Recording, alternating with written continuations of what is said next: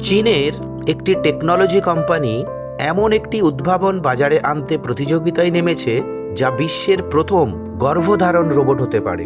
চীনের গুয়াংজো ভিত্তিক company কাইওয়া technology একটি হিউম্যানয়েড বা মানব সদৃশ রোবট তৈরি করেছে, যার উদরের ভেতরে কৃত্রিম গর্ভাশয় সংযুক্ত থাকবে।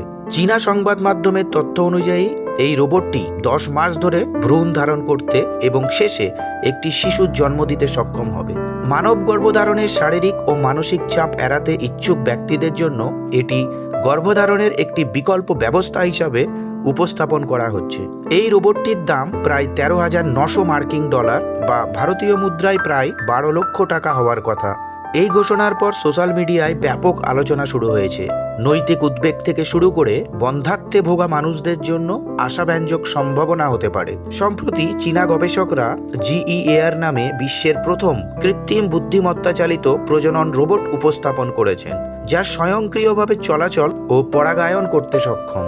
মানব সদৃশ সারোগেট গর্ভধারণ রোবটের এই সাহসী ধারণাটি 2025 সালের বেইজিং ওয়ার্ল্ড রোবট কনফারেন্সে উপস্থাপনা করেন কাইওয়া টেকনোলজির প্রতিষ্ঠাতা জাং চিফেং।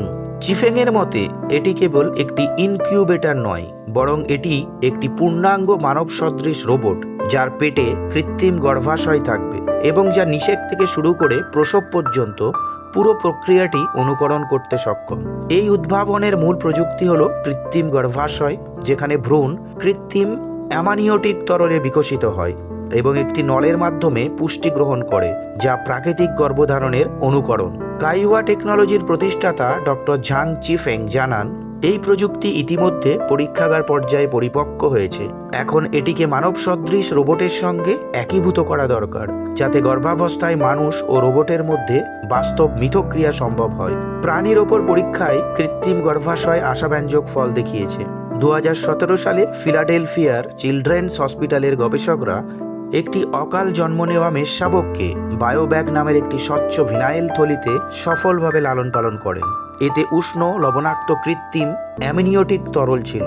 নাভিরজ্জুর সঙ্গে যুক্ত একটি নলের মাধ্যমে পুষ্টি সরবরাহ করা হয়েছিল, যার ফলে 4 সপ্তাহের মধ্যেই মেষশাবকটির গায়ে পশম গজায়।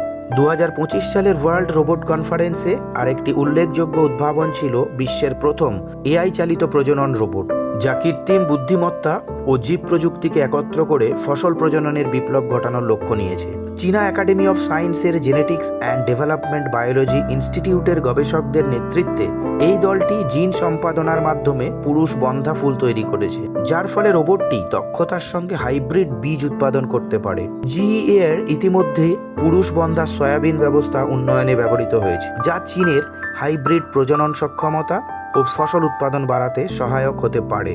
এই প্রকল্পটি সম্পূর্ণ স্বয়ংক্রিয় ও বুদ্ধিমান রোবোটিক প্রজননের একটি প্রতিষ্ঠা, যা AI চালিত কৃষির পথিকৃৎ।